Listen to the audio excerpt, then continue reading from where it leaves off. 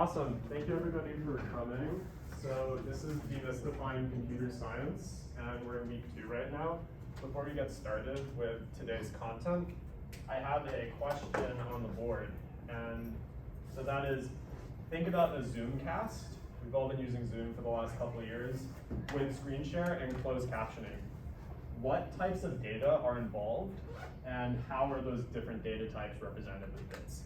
So if you remember last week, we talked about the different data we want on computers and how they're represented. So if you guys could just take a few minutes to meet whoever is at your table, say hi, introduce yourself, and discuss this. We'll come back in a few minutes.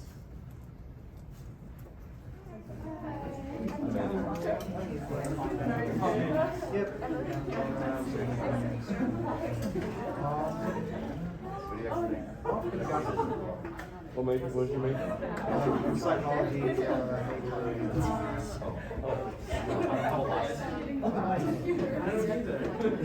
So, Jack, just grab the I don't have a name tag yet. I'll get one.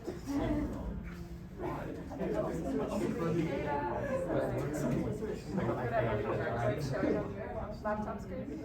Yeah. Hi, nice to meet you. Nice to meet you. What goes in? Audio, video. Right. There's network info. What do you guys study? Oh, yeah. Long time no see. Yeah. How about you? Yeah. Right here. It's cool to be able to learn about something. It's still pretty abstract. Well, it's representing countries. Yeah.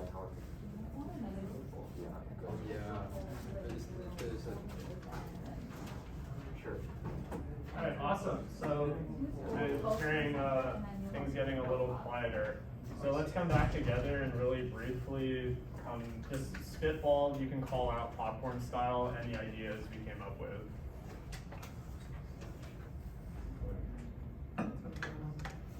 Or raise your hand. Anything. Yeah. Pixels. Yeah, pixels. So in video, and that might be like the screen sharing aspect and the recording aspect. Sound data? Yeah, sound data, that's an important one. So last time we didn't talk about audio, but it's a pretty fundamental part of the communication on Zoom. Like characters or closed captions? Yeah, that's an important one. So the closed captioning was to bring up the idea that we have words at the bottom of the screen and characters, which are the letters and the words. So that's something we talked about last time.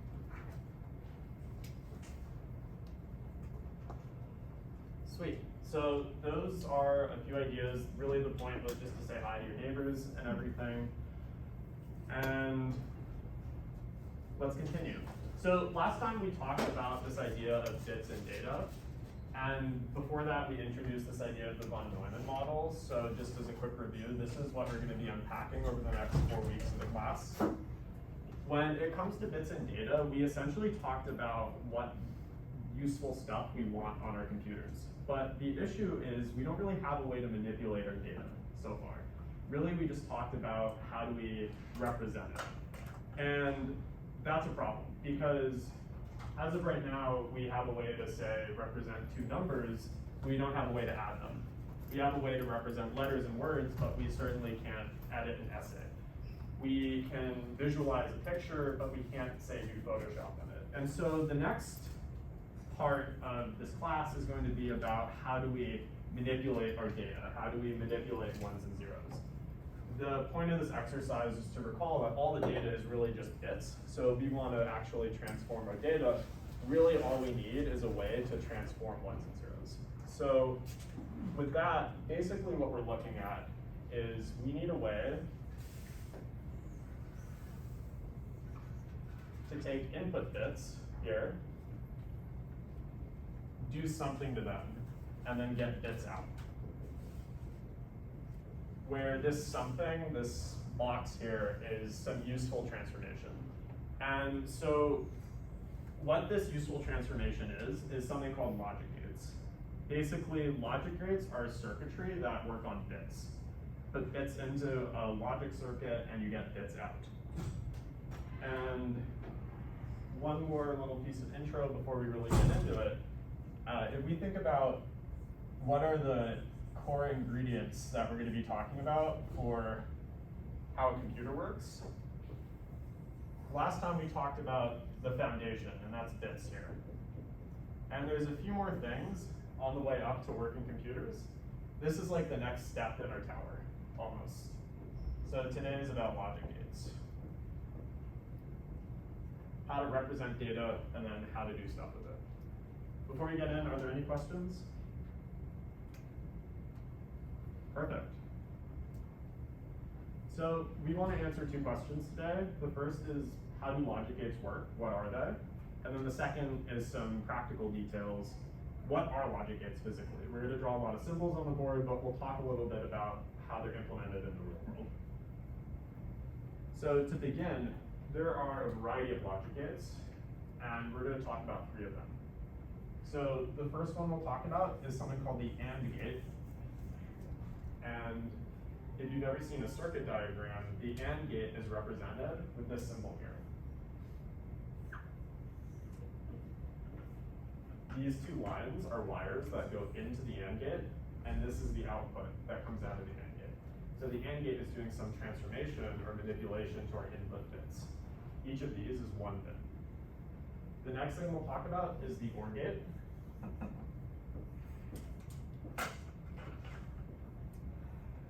And this is the symbol that's used to represent the OR gate. And then finally, we'll talk about the NOT gate.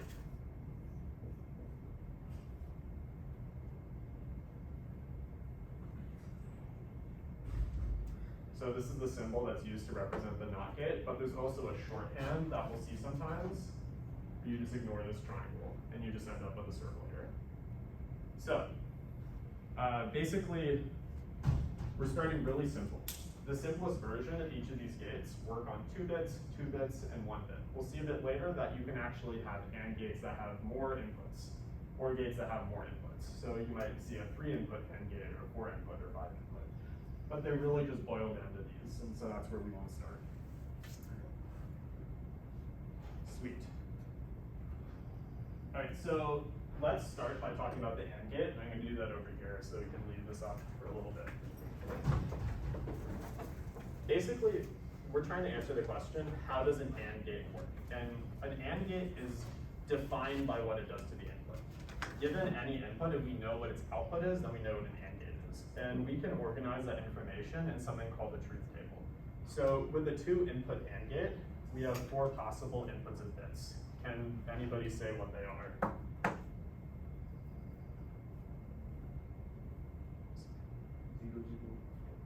Oh yeah, let's, okay, you said 0, 0 is 1, and then you raised your hand, James? Yeah, so let's write input. So we had 0, 0. And then James, you said 0, 1. Can anyone fill in the rest of this side of the table? 1, 0. Yeah, 1, 0. There's one more. 1, 1, 1, yeah, exactly. So the idea is, on our gate here, we can see the following. We can see a 0 and then a 0, a 0 and then a 1 and then a 0, or a 1 and a 1.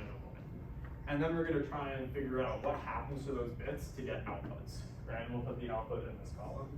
So the rule for an AND gate is you output 1 only if all of the inputs are 1. So output 1 only if all of the inputs are 1. So let's work together. What should this column be? 0, yeah. 0, 0. Yeah, exactly. So this is a truth table for AND. I'll make a note of it here. This is all an AND gate does. Given 0, 0, it outputs 0. Given 0, 1, it outputs 0. And then on and on and on. And you can see what it does here. So you might wonder why exactly it works like this. You know, we talked about this rule. but it might be a little bit abstract. You're just throwing numbers around, inputs and outputs. So there's a really nice intuitive understanding for how AND gates work that extends to OR and NOT. And it ties back to what we talked about last time about logical values.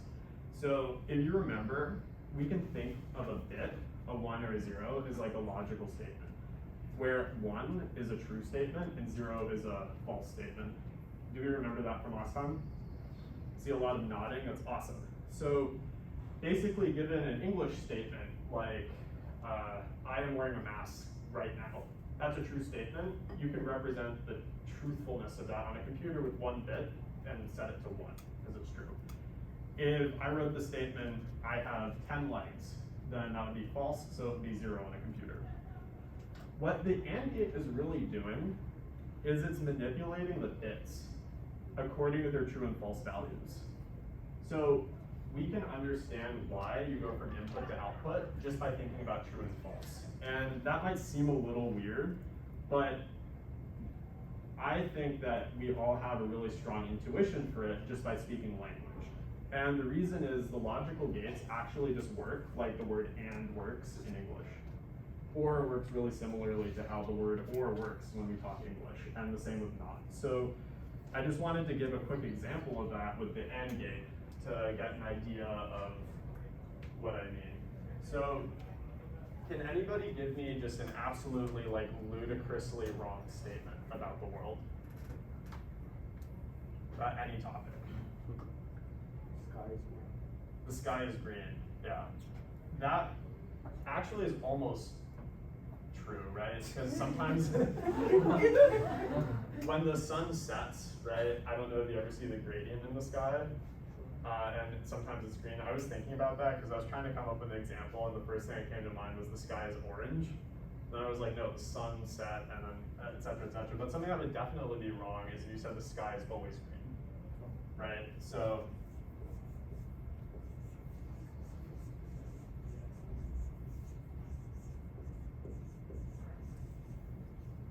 And can someone give me another statement? Maybe we were talking about the sky, something involving like the sky or the world, something environmental. Is something true or false? Let's say false, just patently false. The world is flat. The world is flat, yeah, that's a big one. That's debatable. We got a truther in the audience. Okay. So, yeah, here are two just extremely incorrect statements. Saying the sky is always green and the world is flat. And so we see that this is false and this is false. So on a computer, this is 0 and this is 0, right? Now let's consider the compound statement. We're gonna say both of these at the same time, right? We'll call this C here. Sky, always green. And world flat. This is still false, right? We see the sky is always green and the world is flat is just a false statement. So this is false here. So in English, we're saying if we have 0 and 0, right, we get 0. And that's what we see in the truth table here. Now, let's work on this a little bit. Maybe the sky isn't always green. That's a false statement, but we can say that the sky is sometimes green, as we talked about with sunsets, right? And if we change that here, this statement becomes true. So we can represent it on a computer with a 1, but this statement is still false. Sure, the sky is sometimes green, and the world is flat. The world's not flat, so this overall thing is not true, right? And we can see 0 and 1, 1 and 0 is still 0, right? That's what we get in English. Similarly, if we were to put this back to always here, I'll just say that, and say, and the world is flat. If we said world round, now we get the case of 0, 1, where this first statement is 0 and this statement is 1, but we still get 0 because the sky isn't always green. And finally, if we say the sky is sometimes green, and the world is round, we're saying two true statements, and we get a true statement finally. And I hope this exercise helped you see that really this AND gate is just a familiar concept to us as English speakers and people who just, exist in the world. And the OR gate and the NOT gate follow very similarly. So I want to take a minute to go over the OR and the NOT gate, just so we have an idea of what the truth table is and a little bit of an intuition for how they work. So, any questions before we do these two gates?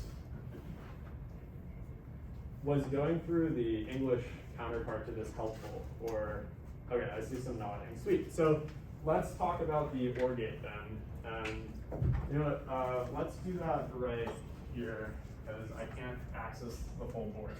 I'm gonna erase this. So now we're talking about OR. And we're gonna build up the truth table. We have 4 possible inputs here. All right, so before we fill in this truth table, does anybody have an intuitive guess for how this OR gate works, like what the rule is? So we said the rule for AND is it's 1 only if all the inputs are 1. Does anyone have a guess for what the rule is for OR? Nicola. Just one of them has to be 1? Yeah, so it's kind of different than AND. So the rule for OR is if one of the inputs is 1, then the output is 1. So let's fill that in together. What should this output be? 0? Yeah, that's it. And this is what the OR gate does. And we can finally move on to the NOT gate, which is this. Now, unlike the other 2 gates, we only have 1 input, so we're only gonna have 2 possibilities, that's 0 and 1. Does anyone have an intuitive guess for what the NOT gate does? Yeah, exactly. I heard it just flips it. NOT works. Oh yeah, question? I just had a question about the NOT gate. Sometimes I see it drawn with like a triangle, and sometimes I see it with just a circle. Which one is it? Yeah, so we have it here. Basically, this is like the full form of it, and this is just a shorthand. And the reason that so both mean NOT. The reason that we have the circle, as we'll see, is we use NOT so many times that, yeah, it just helps to not have to like make our pictures really verbose. All right. Yeah, awesome. So, as an example, this is just negation in English. We could say the world is flat, and that would be a false statement. But if we put it through a NOT gate and said the world is not flat, that would be true. We get a 1. And similarly, if we said a true statement like I have 2 legs, that would be true. But if we said I do not have 2 legs, that would be false. I have 2 legs, so we get 0. Quick, cool. Are there any questions about how our NOT gate, our OR gate, and our AND gate work? None so far. Are there any questions in general about anything we've covered up until this point? Perfect. So at this point, we've essentially talked about how to operate on a small number of bits. We've talked about how to work on 2 bits or 1 bit. And the rules that we're going to be using is NOT, OR, and AND. But we can't really do a lot of useful stuff just with that. So we need a way to get more complicated. Basically, AND, OR, and NOT are the building blocks of more complex circuits. So what we're going to talk about, and I'll actually write this here, is a class of circuits called combinational circuits.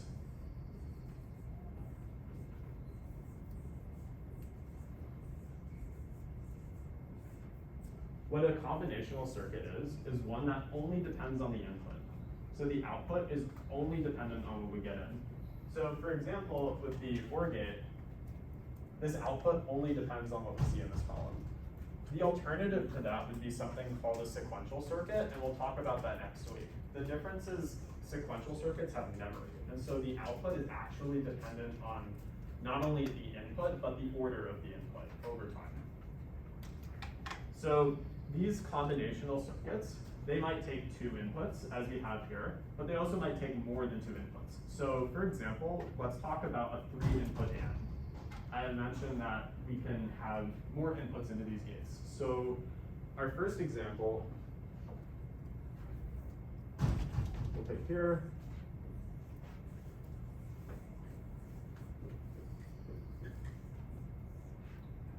Is this.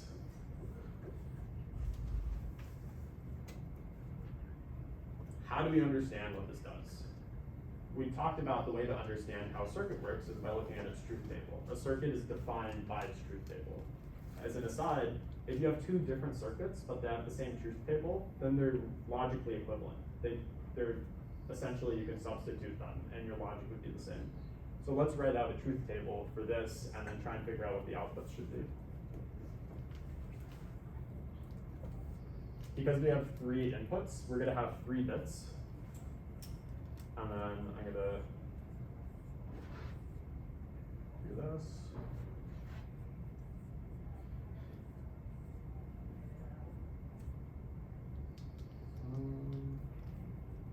There we go.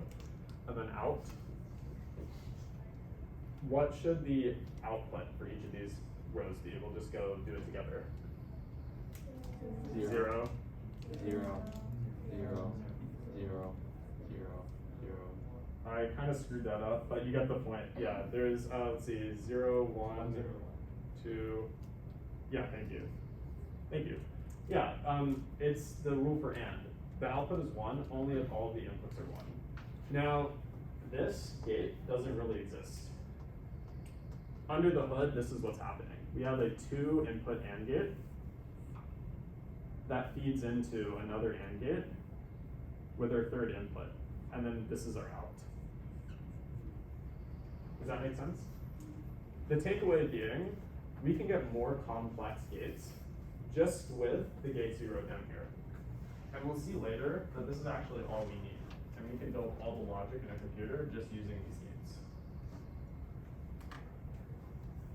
So what I want to do now is talk about, so the next topic is essentially going to be, given a circuit, how do we get the truth table? We kind of intuited it here, but you can imagine we get more complicated. So what's like a procedure that we can use? And then once we do that, we'll answer the question, if I have a truth table, can I get a circuit from it? Can I do that all the time? So can we go back and forth? So to that end, I want to come up with a circuit together. We're just going to brainstorm it, and then we'll figure out what its truth table is. Is it okay if I erase this stuff? See some nodding? Awesome.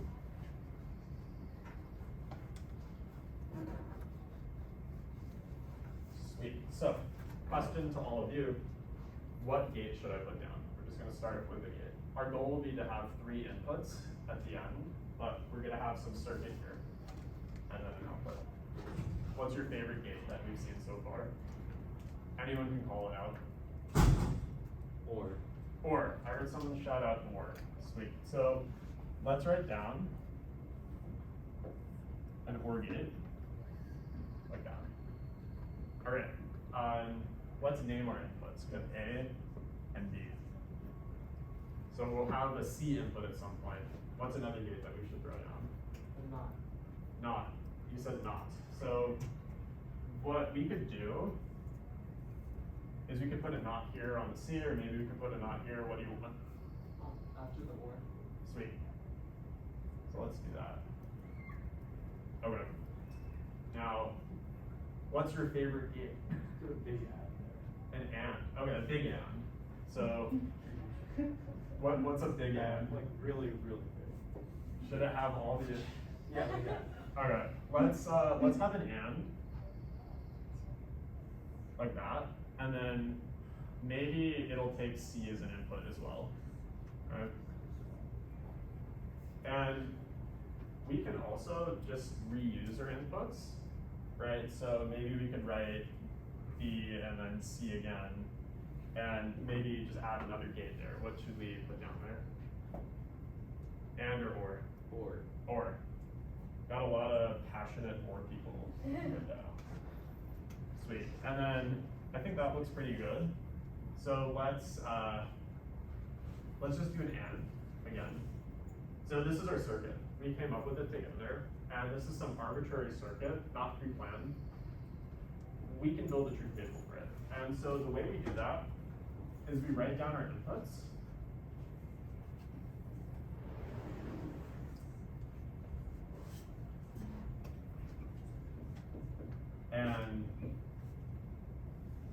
we basically go row by row and we'll just feed it through the circuit and see what happens.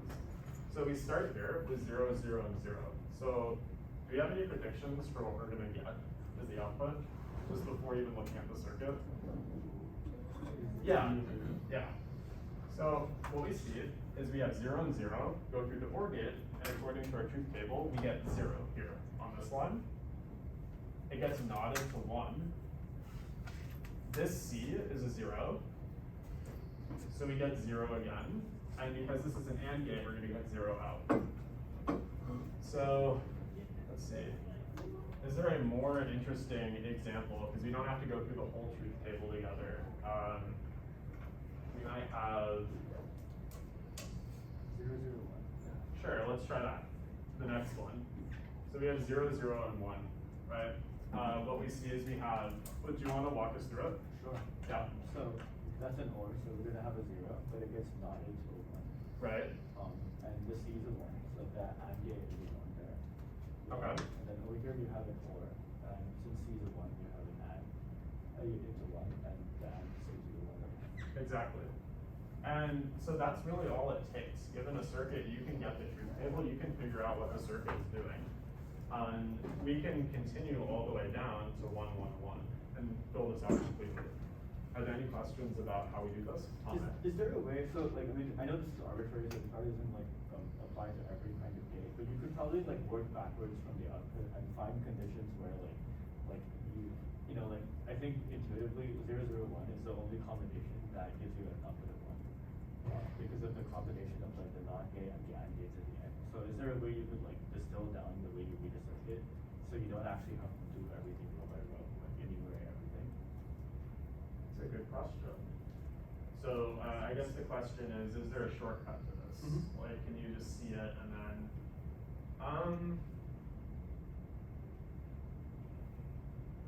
here's one thing you can do that I can think of, and if anybody has any other ideas, you're welcome to shout them out. Basically, these operations you can express algebraically. So for example, A and B going to an OR, you could write A, I can't quite want, it's a plus, yeah, thank you. You could write A plus B. And then this NOT is represented algebraically with this prime here. And then it goes into an AND, which is represented with like a product symbol. So what you can do is you can write down the algebra for your whole circuit, and then you can try and simplify it algebraically, and that might help you kind of Figure out what inputs to give you 1. exactly, yeah. So that's one thing you can do. Awesome. So this is really cool. And the next natural question is, can we go the other direction? So given a truth table, can we get a circuit from it? And so what I want to do is I want to write a truth table, and then we'll build the circuit for it, and we'll see what the procedure is for doing that. So I'll write this over here.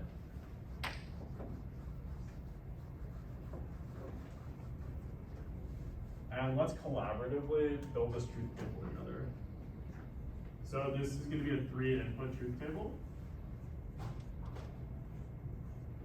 And if anybody could just shout out what we should do for the rows on the output, that would be awesome. 0, 0. Sweet. So let's just, maybe we'll just do a rotation this way. 0 or 1? 1. 1? 1? 1. 1. We got a lot of ones. 0. 0. Thank you. Awesome. 1. 1. 0. 0. 0. 0. And then finally 0. Okay, sweet. So here's the procedure. We're just going to walk through it together, and then we'll talk about intuitively why it works. So before beginning, I just want to contextualize this. This is a really important idea. Basically what we're saying is for any truth table, we can get a circuit. What does that actually mean? A truth table is our logic. It is our manipulation of input to output. And so under the hood, right, you can express a lot of the useful stuff we want to do on a computer. So that's like adding numbers with this, right? And what we're saying is any useful thing you want on a computer, write this down we can actually implement it with the stuff, the circuitry that gets used in computers. So this is pretty big. How this works is we start by looking at any row that has a 1 in it. So I'll write this one in red. We identify all the rows with a 1, and it's these ones here. And what we do is we build a circuit for each row individually. Okay? And what that circuit looks like is we have an AND gate. So excuse me, we have 3 inputs, and an AND gate, and then an output. Okay? We want the output of this to be 1. Let's look at the first row. How do we get the output of this to be 1? Put a NOT, yeah. What we could also do, because it'll help us a little bit later for generalizing this, is just put a NOT on each of the inputs. Right, so, and this is where you asked about shorthand. We're gonna write a lot of NOT gates here, and it's really handy just to be able to draw circles like that. So now when we put in 0, 0, 0, we get a 1 out, okay? Now we go to the next row, we say, is this a 1? Yes. And we build another circuit, and we want this also to be 1. So what we can do is put a NOT and a NOT, and then just leave the wire. So that looks like this. And then we'll go to the other 2, skip anything that's a 0, we don't care about those right now. So we have 0, 1, 0, so that'll look like this. Oh, I messed that up. It'll look like this. And then finally 1, 0, 0, so that'll look like this. So after writing down a circuit for each row, what we want to do is connect these all together. And the way we do that is we basically just put them all into a big OR.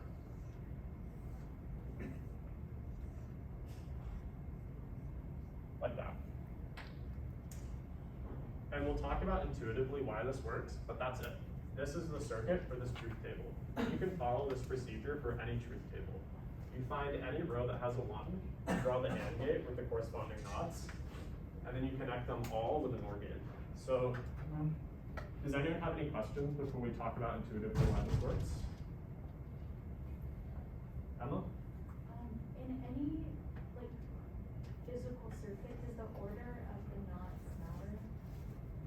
What do you mean by that? So like, if you're like making this like hardwiring, Yeah. would it matter which like input wire is Yeah. where? Yeah, so what you want is to make sure that the knots are on the correct inputs. So what I probably should have done was label these, right? Instead of just saying in, we might say A, B, and C. What I did without saying it explicitly is I went from top to bottom A, B, C. So A, B, C, A, B, C, A, B, C, and then A, B, C. If you were to put a NOT on the wrong thing here, you get the wrong answer. So how does this work? Basically, if an output is 1 in the right side of the column, the corresponding inputs should yield 1. So for example, we have 1 on the first row, so 0, 0, 0 should output 1. So for the AND gate, the AND is going to be 1 if all of the inputs are 1, right? But some of the inputs we see might be 0. So the fix to that is just negated. And that's what Tande observed earlier, is you can just throw a NOT in. Now the OR gate is 1 only if one of its inputs or more is 1. And so what we're doing is we're saying OR is 1 if one of the AND gates outputs 1, and one of the AND gates outputs 1 if we match it to one of the inputs that lead to 1. And so the, yeah, Pranav? I guess one question is if all circuits can like be made this simple, why are like there's some circuits that can seem like so much more complex with so many extra gates and such? Yeah, that's a really good question. So the short answer is practicality, and we'll talk about that a little bit. Let's actually just skip right to that. So, sweet. We'll do an example if we have time, just walking through this one more time, and I think that will cement it for everybody. But for the time being, I want to just get realistic for a moment and talk about, is this actually used in computers? And so the answer is actually no, in response to what your question was. So in a way, I kind of lied a little bit. This isn't really how computers are implemented. What this does tell us is that computers could be implemented like this. You could build a working computer just by using a truth table and building the corresponding circuit using the approach that we came up with. But why then are computers not actually built this way? Does anyone have an intuitive reason why computers are not built this way? Or can anyone guess as to why that might be? Akshay? I think this would use way too many gates, like 6, 7, 9 NOT gates, and then each AND gate will use 2 AND gates. Yeah, that's exactly it. Approximately 20 or so gates will be used. That's exactly it. So basically what Akshay observed is we're using a ton of gates here. And this is for 3 bits, right? This appears to be way too much like hardware for such a simple operation. And one way to think about that is just by seeing how many rows there are in the truth table. So what we did here was we said for any row that's 1, we're gonna build a circuit for it and then connect it. So let's kind of extend that a little bit together. The NOT gate, I erased it, but has 1 bit, right? So we're starting with 1 bit. If we recall, that truth table has 2 rows, right? Now, if we have 2 bits, we got 4 rows. Here we wrote down a truth table with 3 bits in it, and we got 8 rows. Now, this is exactly the same pattern that we observed when we talked about binary numbers last time. If we generalize this, if we have n bits, we get n rows, 2 to the n rows, excuse me. So for example, if we had 32 bits, we would have a truth table with 2 to the 32 rows, and then we would have to build a circuit for that. And that's not a very unreasonable case. We talked about last time how integers, the numbers we want to work with, are represented with 32 bits. So if we wanted to do addition on 2 integers, that would be 64 bits. So you would have a truth table of 2 to the 64 rows. And I wrote it down somewhere in my notes, but yeah, 2 to the 64 is just an absolutely like outstandingly large number. It's like 1.9 to the power of like 19. I think it's like roughly 100,000 times the national debt, right? And so that's how many rows we would have in our table here, which means we would have a computer with billions and billions and billions and billions of transistors. Modern computers can have billions of transistors on them. They definitely can't have like hundreds of trillions of transistors. And imagine if we used all of our transistors just to add 2 numbers. Like, how the hell would we be able to do anything else? So the reality is, this is just not efficient enough. And the solution is there are just a whole plethora of tricks, essentially, and different approaches where you can condense this logic into something much, much simpler. We're not going to go into it because there's a lot of details there, and it's not really the point of this class. Really, all we care about is knowing there is a way to go from any truth table to any logic. What we're saying is anything we want to do, we can do. And the details of how we actually do that we'll leave to, say, a technical class if you want to take it in the CS department. So, are there any questions before we move forward? Sweet. So, one thing that we didn't talk about yet is what actually is a gate. And I'm not going to go too into detail there. I'm going to link some notes in a video about how they work. But basically, all a gate is transistors. So a transistor is a small electric component. I alluded to there being billions of transistors in our current computers. And transistors have 2 functions. They can amplify signals, which means if you have an electric signal that goes into a transistor, it can boost it and make it stronger, or it can act as a switch. So it can control the flow of power in a circuit, it can control the flow of current. And essentially, all logic gates are built from transistors. So, for example, for the AND gate, you can build it with 2 transistors. And what that means is essentially you can have like a piece of hardware and you can hook it up in a way such that when you put in a 1 and a 0, or a 0 and a 1, or a 1 and a 1, or a 0 and a 0, you get the desired output. The video I'm gonna link is from this guy named Ben Eater, who actually shows you on a breadboard how you can hook up two transistors together to get the 3 gates we talked about, and or not. So you can actually visually see it and get an intuition and understanding for how the current works together to get the desired output. He does this cool thing where he treats a 1 as like a LED that's turned on and a 0 as an LED that turns off. So it makes it really easy to see what's going on. Sweet. So we're wrapping up with most of the stuff I wanted to talk about. There are just a few other topics that are kind of tangentially related to what we're talking about here, but I think really important to keep in mind. The first is this thing called Moore's Law. So I'm going to write that down on the board quickly.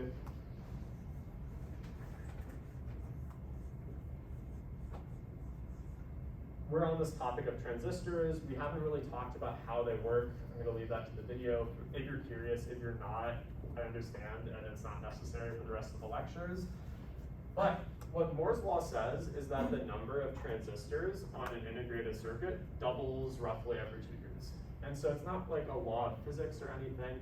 It's an observation that someone made in the 1970s, I believe. I can get the exact date for you guys later, where he saw as chips were coming out every 2 years, basically the number of transistors they're able to pack on just kept increasing and increasing and increasing. And so if you look at a graph of transistors over time, you'd see basically like linear growth. And I'll link a graph that shows actual CPUs and the number of transistors used on them in the notes that I'll post probably on Wednesday. But the takeaway is in the 1970s, you might get around 1,000 transistors on a chip, so that's roughly 1970. And today in 2022, about 50 years later, so here,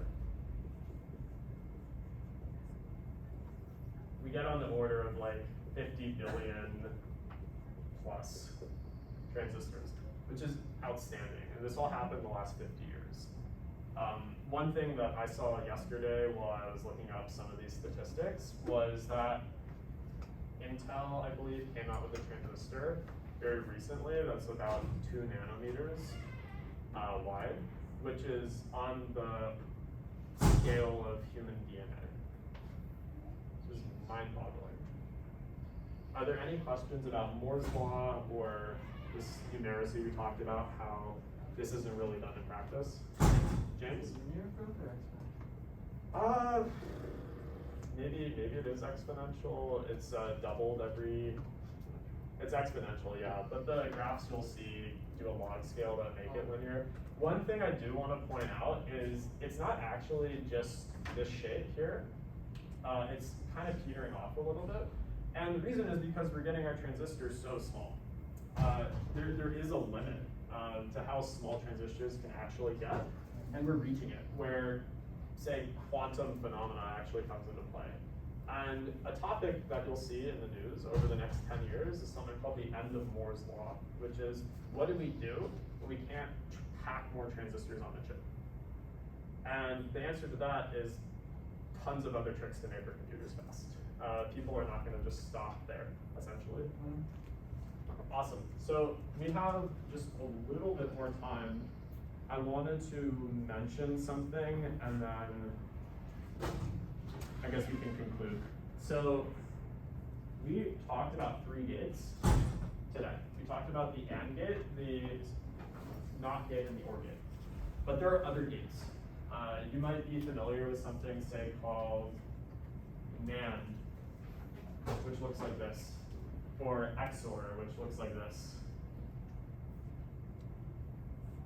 Now the question is, why did we talk about any of these gates? And there are a few others. The reason is because AND, NOT, and OR is something called a universal gate set. So essentially, what we saw is that for any logic that we want to implement, we can actually do it with AND, ORs, and NOTs. A universal gate set is a set of gates that you can implement any logic with. And so and or and not suffice. There are other universal gate sets. So it turns out this gate here, NAND, it's really cool.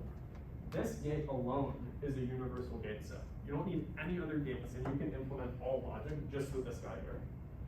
The reason for that, and I'll show it in the notes when I upload it, or show the details of it rather, is you can build an AND gate just by using NAND gates. And you can build an OR gate just by using, an OR gate just by using NAND gates. And you can build an inverter, a NOT gate, just with this guy. Which means this circuit, you can essentially just replace it with a bunch of NAND gates. And that's really cool because it's simpler to use a NAND gate than it is to use all of these like ORs and ANDs and NOTs. A lot of computers will just defer to this gate here in their implementation. So that kind of goes back to what you were saying. Are there simpler, more efficient ways to do this? And the answer is definitely there are. Are there any questions about anything up until this point? Anything anyone is curious about?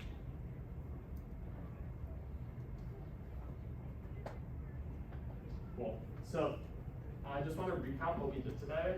This is the first lecture where we got into some more technical stuff, but I want to take a step back and look at it in context. So last week we talked about data and how to represent it with bits.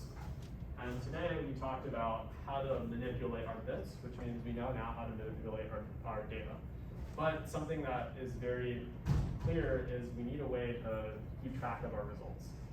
What's the use of a computer where you can do stuff, but then not save your data? It would suck if you wrote an essay and then you spent all night on it and then you close your computer and you opened it and there's nothing there. That would be heartbreaking. So next week we're going to talk about memory matters. And that's how do you store bits, essentially. What we'll talk about is how memory is implemented on the bit level, and we'll take a step back and see how is memory actually organized on a computer. So if you remember in week 1, we talked a little bit about the von Neumann model and how there's memory in the von Neumann model. I said that that's actually different than the memory you might be used to when you save a file, like a flash drive or a USB. We'll get into all those details soon. So that's all I have prepared today. Thank you, everybody. And I'll be here for a few minutes if you have any questions. Thank you.